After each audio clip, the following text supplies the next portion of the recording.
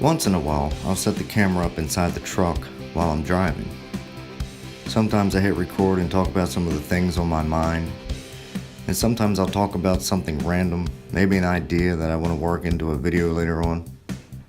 On this particular day, I made a quick run to the store and then stopped to upload a video using the free Wi-Fi hotspot around the corner. The camera was recording the entire time, leaving an hour or more of footage that was edited down to 35 minutes. Halfway into the video, my thoughts shifted towards a good friend who had passed away just the day before. I decided to scrap the first 20 minutes of my random babble and leave only my thoughts on Booker. Thank you for joining me on episode 22 of Gary Gets Real. Here is my friend Booker. It's all through Facebook. It's all through social media, one way or another. And I miss so much. And I just decided within the past few days to start scrolling through a little bit more, since I do now have access a little bit here and there to see if I missed anything. And it was yesterday that I had a moment where I thought, well, not a whole lot's going on. I kind of sat there for a minute and just decided to open up Facebook, just scroll through, kill a little bit of time. And the very first post on the news feed was from my buddy Eric Booker. And it was about his dad. It was about his dad passing away that day. And I just I still think about how it happened, how it worked out. I just opened up the Facebook and boom, there it was. Such a terrible thing to read. I was thrown into almost like a mode of shock. Everybody sort of knows that feeling. Anybody who's lost a loved one or somebody they really care about. It's hard to believe something like that, something so tragic, and you just hear it like that. And when something happens so fast like that, when you just talk to a person on the phone a few days ago, and of course all along you think of this person every now and then, and they're sick. You think they're going to get better. You hope they get better at least. You might be aware that you have a little bit of time left with them. Their time's coming, it's getting close. They're not in good shape. They're very sick. Doctor told them they're dying. But still you think there's time. There's a little bit of time. That's what I thought. That's what I thought about Booker. I really thought that the next time I seen Booker, it'd be one morning at the glass shop. He'd be walking in. I wasn't sure he'd ever come back to actually work again.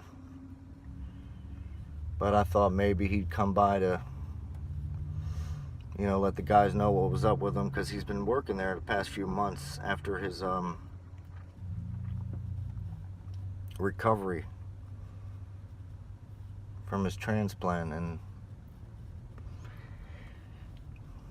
he's been out of work for a while because his health started to go down, and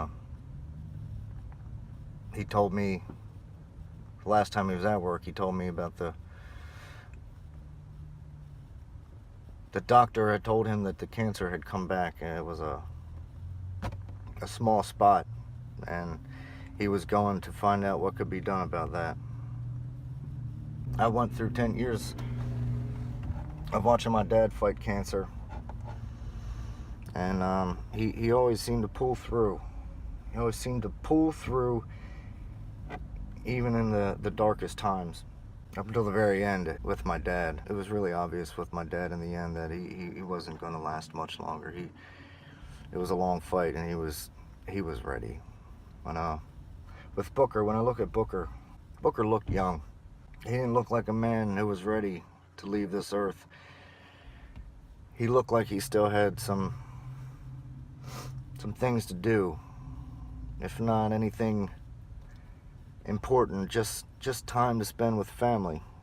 I almost seen him ready to leave the glass shop, ready to just say, you know what, I don't need to work anymore. My health is just, it's in bad shape. I just need to take it easy. I just need to hang out at the house. I need to go home and enjoy the rest of my life. whether it's a year or two, whatever it may be. But I need to go home and chill out and be with family and friends and people that love me and enjoy that time. And I thought that was going to happen. I really thought Booker had some time. A significant amount of time, like I said, at least a year. At least a year. It seemed like yesterday we were sitting in the glass shop and he was telling me all the things the doctor had to say. He told me that he was happy. He told me that he lived a long life and he lived a good life and he was happy. And if it's his time, then it's his time. But I could tell that even then, talking to him, even Booker didn't realize how fast it would be, how soon it would come. I really don't think he understood the severity. Just like his friends and family that are blown away. It's crazy. I was just talking to him on the phone.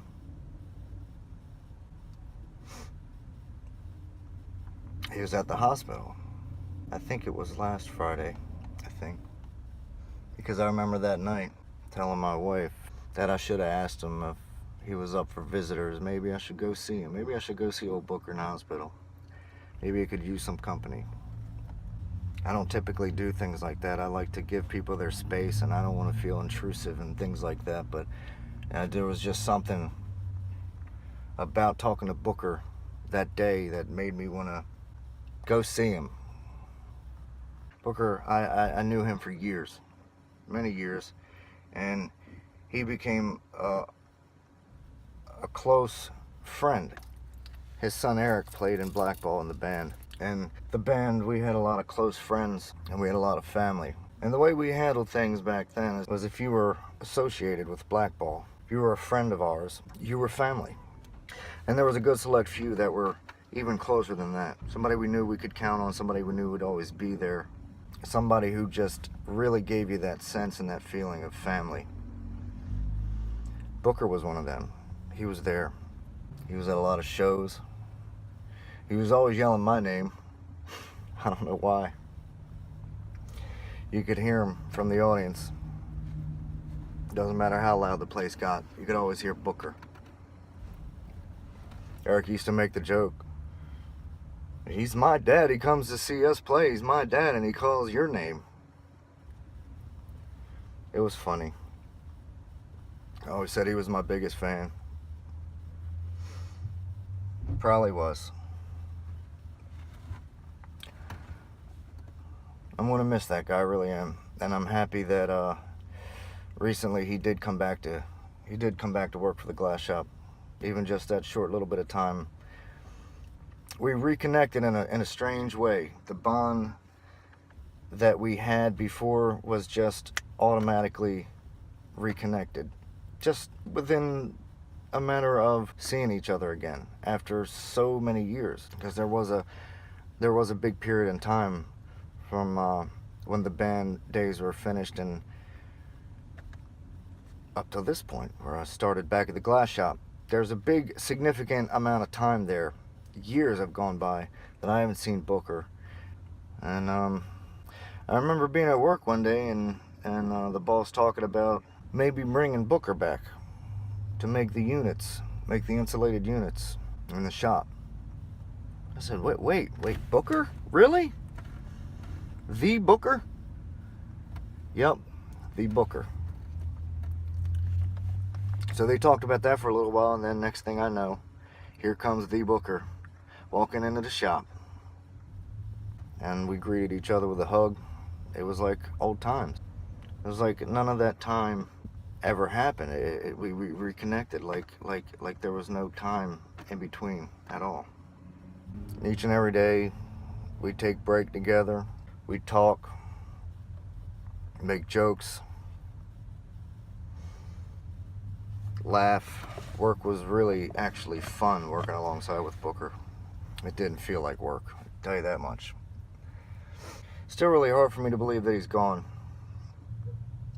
Just like that. I really thought I'd see him again. And the crazy thing is, after I read that post and I found out that he had passed away, you know, later on last night I opened up my laptop. It's what I do. It's to clear my mind, you know, to work on some videos or pictures or whatever, and I still had the video open from the audio I took out of the one of the videos of Booker saying hook knife. I put it in the last Glass Shop Chronicles video, the one I'm trying to upload right now. I put it in an older one too at the end, but I just thought that this would be the new staple for the new Glass Shop Chronicles logo. It would be Booker saying hook knife. I lost the audio of Eric saying what the blank was that when I ride by on the scooter. I couldn't find that clip. It's somewhere on here. I couldn't find it, but I thought, you know, I'll go with that one of Booker. I had that saved with the sound effects, and I opened up the video because I had to throw some older video clips in with that Glass Shop Chronicles, Glass Shop Specialist, and that video of Booker was still open, and there he was standing at the old glass table.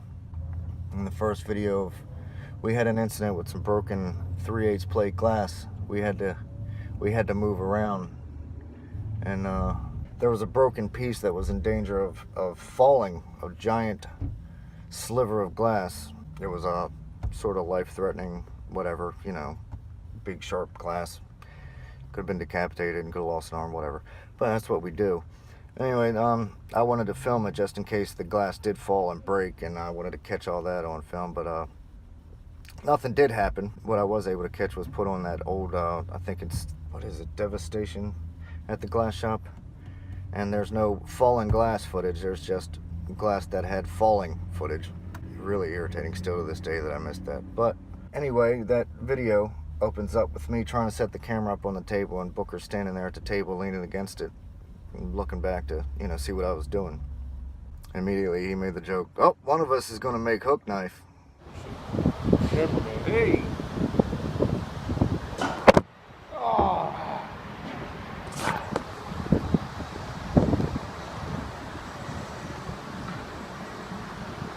All right. Okay, now.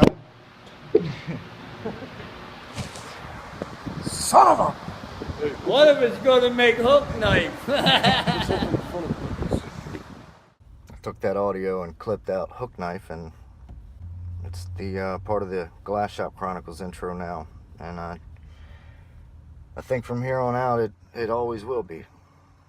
I can't do much in this world, but I'm pretty handy when it comes to throwing videos together once in a while. So that's my way to remember Booker. I'll always be heard in the beginning of the Glass Shop Chronicles. Maybe more. I might throw them in here or there. Like hook knife. There. But besides that, I took that video, just made a little memorial type of clip for him, just to post on Facebook. My feelings regarding his passing last night, because it was pretty devastating. I was a little, not a little, I was pretty tore up about it. It was really hard to consume. I couldn't really take it in. I was having a hard time, thinking that it really, it can't be. I just talked to him. He had at least a year, maybe 6 months at least. Okay, 6 months at least, but man, not a week. I should know how these things work. Guess you never do get used to losing a loved one. Never get used to the feeling of emptiness when you lose something you love or someone. When they gave my dad a few months to live, 6 months I believe, he was gone in 2 weeks. So you'd think a person would adapt and get used to things like this, but you don't. Now, as I said, Booker was one of the guys. He was on the inside. He was part of the inner circle. He was like family, and I considered him family. As well as his son Eric, that'll always be my brother. I'm gonna miss him. I'm gonna miss him bad. He was a hell of a guy.